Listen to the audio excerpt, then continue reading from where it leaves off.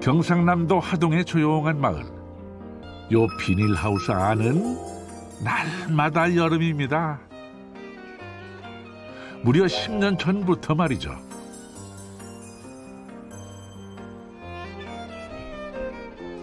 (365일) 초록을 거머쥔 농부. 오늘의 주인공 박철경 씨의 농장인데요. 그나저나 우선 낯선 주 열매들 통성명부터 해야겠죠? 보시면은 여기는 용과고 쟤는 자몽입니다. 자몽도 제가 한 5품종 정도 가지고 있고, 우리 로즈 애플이 여기 달려 있죠. 꽃이 있을 때 보면 더 예쁜데, 이거는 이제 좀 희소한 또 나무 중에 하나인데 핑거 라임이라고 하는 나무예요. 네, 핑거 라임은 일명 이제 캐비어 라임이라 하는데, 이렇게 보시면 쭉 짜면은 이렇게 쭉 알이 이렇게 따로 분리가 돼요. 이렇게 분리가 되는 라임 처음 보시죠? 아직 국내에서 생소한 아열대 작물을 시설하우스 14동에 달하는 지금의 농장 규모로 일궈내기까지 그의 고민과 노력은 길고 깊었습니다. 일단 귀농을 할 때 참 제가 고민도 많이 했던 이유가 있어요. 저희 부모님이 하는 세대의 농사들, 논농사, 밭농사 이런 것들이 크게 돈도 안 되고 정말 고생이 많아요. 그래가지고 남들 안 하면서 못하는 거, 그 다음에 이제 시장성이 넓은 거, 이런 작물 위주로 이제 고민을 많이 했고, 이렇게 다양한 거 이상한 거 한다고 처음에는 막 해가지고 저거 돈 되겠냐 해서 아직도 그러시는 분도 많아요. 그의 귀농 원칙은 단호했습니다. 현재 희소성과 함께 먼 미래까지 내다보는 가능성에 집중했는데요. 험한 길인 줄 알면서도 그가 망설임 없이 출발할 수 있었던 이유, 그건 어쩌면 젊은 날 성공과 실패에 비탈진 굴곡을 건너본 사람만이 가진 삶의 내공인지도 모르겠습니다. 아열대 식물이 처음에 제가 재배하고 뭐 생각을 했을 때 정말 암담했어요. 왜 그러냐면은 이 작물에 대한 이제 정보도 없고, 종자가 어디에서 판매하고 있는지, 어디에 있는지도 모르고, 그러다 보니까 귀농 초에 한 3년 정도 해가지고 아열대 작물뿐만 아니라 이제 특수한 작물들 하시는 분들 한 300여 농가 그렇게 제가 다니면서 구경을 하고. 간절함이 결과를 낳는다 했던가요? 전국 방방곡곡을 돌며 먼저 귀농한 선배들의 땀과 눈물을 모았습니다. 삶의 귀한 토양을 내어준 고마운 인연입니다. 제가 초창기에는 실질적으로 아무것도 모르고 아무것도 가진 게 없는 상황이잖아요. 그러면은 이제 막무가내식으로 이제 전화가 되는 거지 않습니까? 전화를 해가지고 거기에 농장에 뭐가 키우고 계시는 것 같은데 좀 구경 좀 가도 되겠습니까? 하면은 사실 돈 되는 손님 아니잖아요. 뭐 물건 사갈 것도 아닌데 와가지고 쳐다보면서 꼼꼼히 물어보고 하면은 그분들이 시간을 굉장히 할애하는 거거든요. 좀 싫어할 수도 있는데 대부분의 농가는 사실 제가 봤을 때 참 절 반겨주셨고, 이렇게 영상으로라도 혹시 보시면은 감사드린다고 얘기 드리겠습니다. 사실 하동은 그가 나고 자란 고향입니다. 귀농인으로 되돌아와서야 깨달았습니다. 농촌이 기회의 땅이기도 하다는 것을.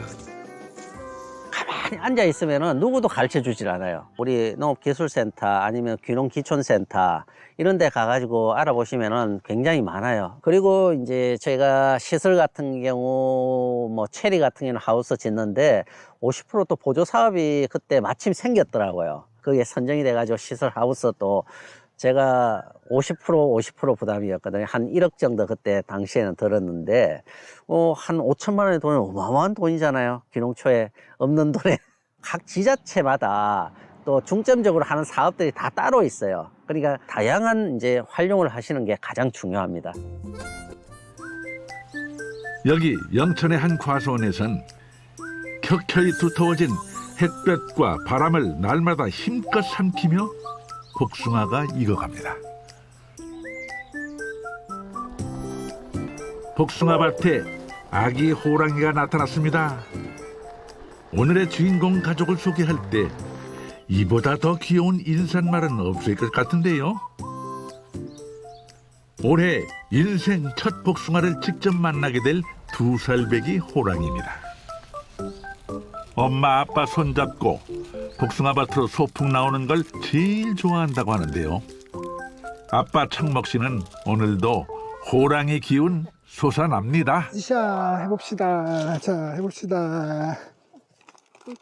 우와, 우와, 나이가 했네. 이겼다. 이것도 해볼까? 자, 맛있는 복숭아 되라 해야지, 호랑아. 맛있는 무슨 예쁘게 커. 이보다 더 다정한 농부가 세상 또 어디 있을까요? 아마도 복숭아를 매일 호랑이 보듯 호랑이 안아주듯 애지중지했던 엄마 아빠를 닮은 다정함일 겁니다. 33,000제곱미터에 이르는 창목시의 복숭아 농장엔 27가지 품종이 자라고 있습니다. 요거 보시면 모양 되게 독특하죠? 요거 도넛처럼 생겼는데 시중에 뭐 도넛 복숭아 뭐 그런 말도 있는데 정식 명칭은 밤돌이라고 하고요. 되게 특이해요. 그리고 지금 좀 더 작을 때 보면 복숭아인지 감인지 감도 작을 때 보면 그렇잖아요. 감처럼 보이기도 하고 요거 요 상태로 옆으로 넓어지면서 길쭉하고 요거는 한 7월 중순쯤에 수확이 되는 품종인데 이거는 저희가 정식적으로 대량 생산하는 건 아니고 아직까지는 실험을 하고 있는 중이고 기본적인 백도와 황도를 시작으로 과육의 단단한 정도, 수확 시기에 따라 나뉘는 형형색색의 복숭아들. 품종마다 키우는 방법도 달라서 맞춤하게 관리하려면 진땀 좀 뺀다고 하는데요. 엄청 어렵죠. 그래서 이제 뭐 교과서에 나오는 것도 아니고 교본에 써 있는 것도 아니고 다 오롯이 몸으로 체득해야 되는 것들이거든요. 저는 이 복숭아가 저한테는 하나의 작품이라고 생각해요. 겨울에 잎이 없을 때 가지를 만드는 것부터 해서 그 가지에 꽃눈이 맺혀서 꽃이 피고 그 꽃이 결실이 돼가지고 열매가 맺히고 성공적으로 만들어내면은 그때 너무 기분이 좋고 잘 좋은 작품이 나온 것 같다 뭐 이런 생각이 들더라고요. 네. 하나를 보면 열을 짐작할 수 있죠. 흥미로운 마케팅은 물론 창목 씨는 다양한 지원 제도도 적극 활용하는데요. 예, 좋았습니다. 네. 온다. 네. 복숭아 시추한다 고생 많지. 네네, 이제 거의 다 끝나고 이제 봉지 작업하고 있습니다. 네. 고생한다. 귀농 초기부터 농민생활학교, 귀농기촌센터, 농업기술센터 등 농자 들어간 관련 기관에 손잡이 닳도록 드나들었다는데요. 정책의 도움도 많이 받고 허물없는 멘토도 생겼습니다. 많이 바쁘지? 네, 이제 저는 또 직거래해야 되니까 사진도 막 찍어놔야 되고 그리고 지금 인스타를 올해 애기 키우고 한다고 좀 힘들어서 관리도 힘들었고 이제 남은 기간 동안 좀 다시 올려가지고 활성화 좀 시키려고 하고 있어요. 복숭아 주산지로 소문난 경북 영천. 어찌 보면 힘든 길입니다. 하나 수많은 재배 농가들 사이에서 창목 씨는 차근차근 견실한 입지를 다져가고 있습니다. 뭐 이유 없이 잘해주고 싶습니다. 왜냐하면은 저희 농기술센터에서 하는 일이 어떤 농촌 지역을 유지 발전시키는 게 저희들 임무인데 청년 농업인들 보면은 아주 소중한 인적 자원이고 이 친구들 제발 편안하게 정착을 좀 해서 성공이라 그는 달콤함도 느껴보고 그리고 그 성공의 결실들이 한두 개씩 생겼을 때 제 삶에 이제 보람이지 않을까, 의미가 있지 않을까 그런 생각을 하고 있습니다. 누군가 내가 걷는 길 위에 가로등도 놓아주고 때때로 이정표도 세워준다면 얼마나 든든하겠습니까? 청년들에겐 그런 울타리가 필요합니다.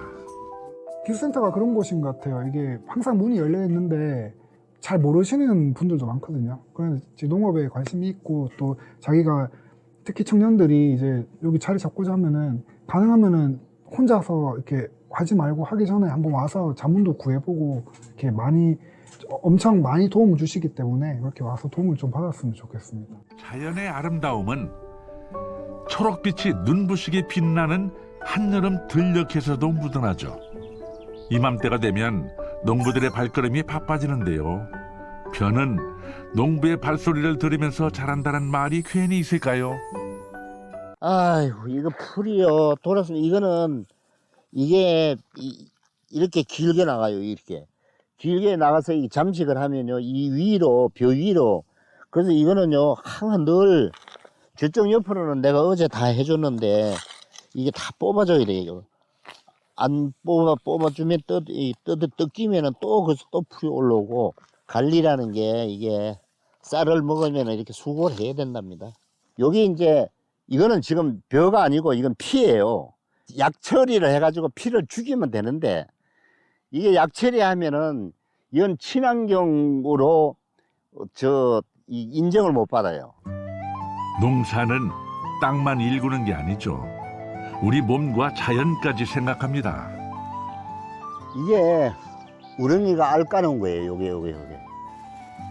농사를 지으면서 사람의 힘 대신 자연의 힘을 믿어보기로 했습니다. 우렁이가 논을 지키고 사람 손이 닿지 않는 곳까지 책임지고 있죠. 5월 20일에 숨고 이제 뿌리가 이제 활착이 돼서 이제 어느 정도 형성이 됐을 때 우렁이를 달아가면서 이제 뿌리 주면은 자기네들이 다 다니면서 풀, 잡풀, 벌레 이런 걸 다 잡아먹고, 최대한으로 나는 그 친환경 농법으로 그거 하려고 그래요. 흙과 사람이 서로를 해치지 않으면서 조화롭게, 그게 자연을 생각하며 농사짓는 사람의 마음이겠죠. 하루를 분 단위로 나눠 써야 더위를 피해갈 수 있다는 여름 농사. 부부의 발길이 바빠집니다. 고추도 부지런히 초록을 밀어내며 빨갛게 익어가기 시작했죠. 이거 천물은 빨리 따줘야 돼요. 그래 또 익지. 조심스럽게 가지를 들추고 하나씩 따내는 손길엔 정성과 기다림이 배어 있습니다. 이거 처음 따는 거거든요. 처음 따는 건 빨리 따줘야 돼요.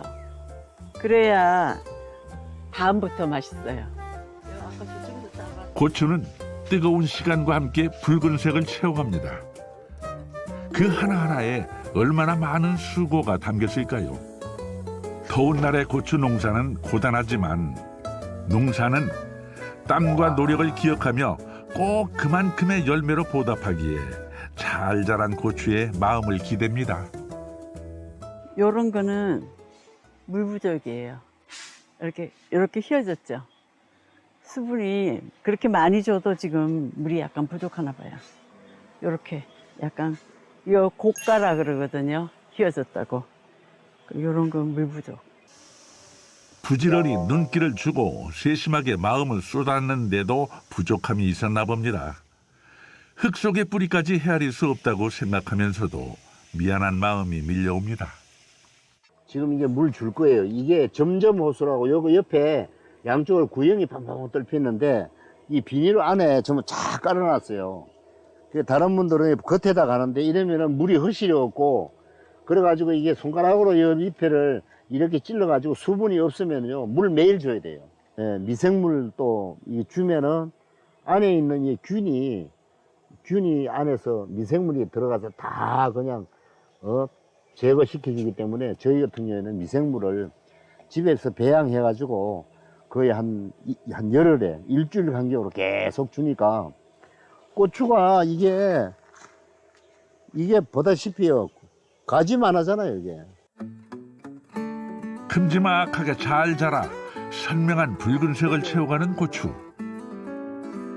그 안엔 보이지 않는 정성이 숨어 있습니다.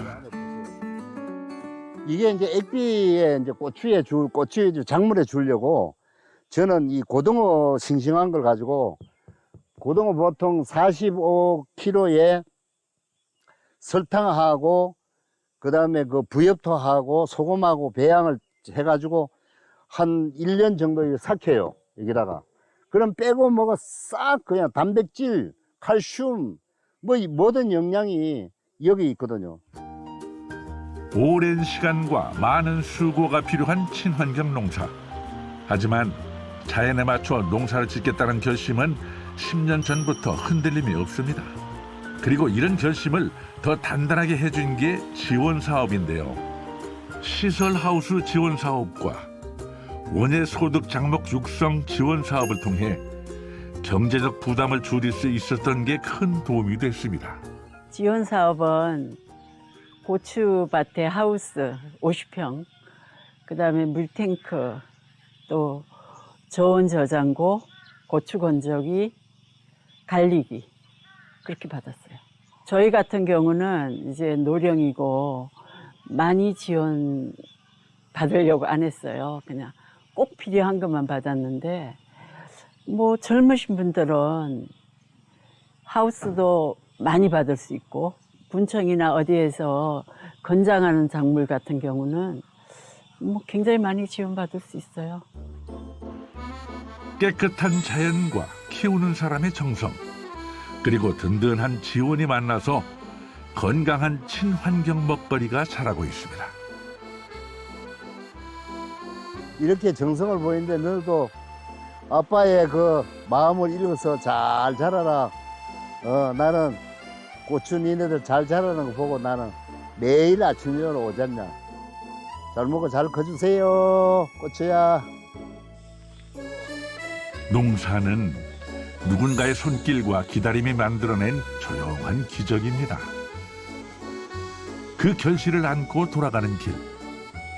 발걸음은 조금 더 가볍고 조금 더 단단합니다. 그리고 그 길은 고단했던 하루를 다독이죠.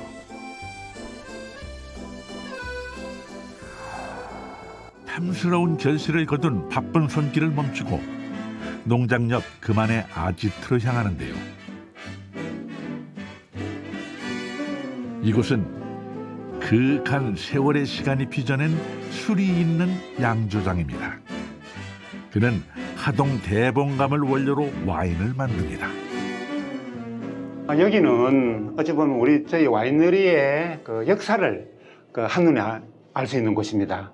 그래서 2016년도부터 여기가 이제 2016년도에부터 이제 저희가 이게 직접 제가 지금 그 와이너리 건물을 이렇게 짓고 있는 모습입니다.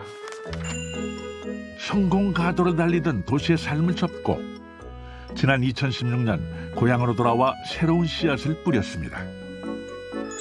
빈 땅에 직접 흙을 나르고 돌을 쌓아 오직 땀과 정성으로 자신만의 양조장을 일구었죠. 그 모든 시작은 미국 출장에서 접했던 와인 양조장 문화였습니다.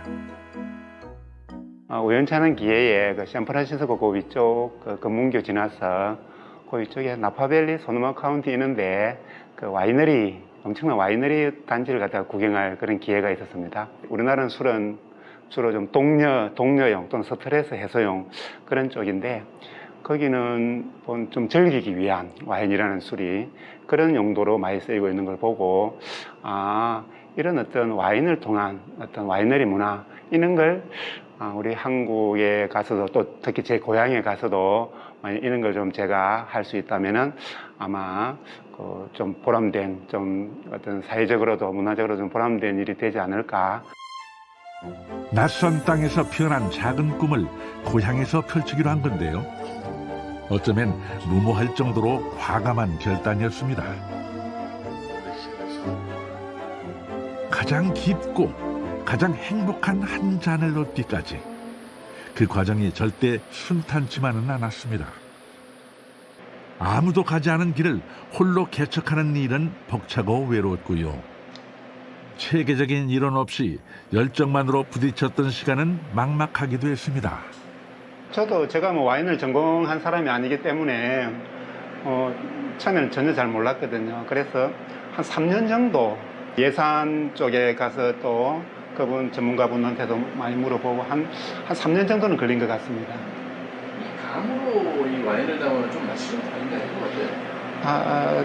이게 감 원료 자체는 비타민도 많고 굉장히 좋은 과일인데 근데 이게 이제 산도가 없고 향도 없고 그래서 사실은 제품 그 맛을 내기에는 좀 힘든 과일이긴 합니다. 그렇지만은 또 나름 또 지역에서 나는 과일로 하는 그 자체가 의미가 있는 것 같아서 그래서 고집스럽게 하고 있습니다. 와인에 관한 것이라면 무엇이든 배웠습니다. 농업기술센터를 부지런히 드나들며 작물 재배와 발효의 기초를 다졌고요. 와인 제조 기술을 익히기 위해 전국을 누비며 경험을 쌓았습니다. 특히 정부 지원은 그가 포기하지 않고 나아갈 힘이 되어주었습니다. 소규모 농업기술 창업 자금이라 해가지고 이런 지역에 있는 특산물을 활용해서 그 와인을 만들어서 더 나아가서 이걸 그 농촌의 어떤 6차 산업으로까지 연계해서 지역에 나름대로 한번 기여를 해보겠다라는 계획서를 써서 거기다가 이제 그 공모하는데 제가 제출을 했습니다. 그때 그 자금 지원 받은 걸 계기로 해가지고 제가 그 와인 제조에 있어서 어떤 자신감도 얻게 되고 지금 이렇게 와인이 어느 정도 안정을 찾아가는 데 있어서 기본 바탕이 되었고 굉장히 큰 힘이 되고 도움이 사실 되었습니다.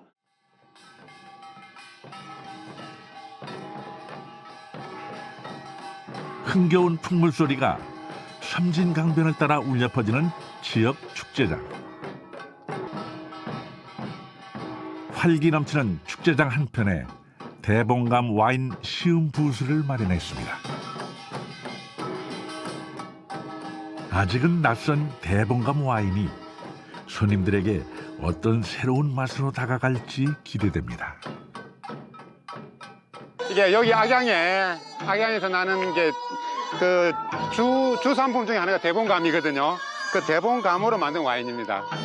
어떻게 대봉감으로 와인을 만드셨어요? 어디서 오셨어요? 저희 옆에 동네 굴에서 왔어요. 그래요. 꿀에 감하고 좀 다르죠. 예.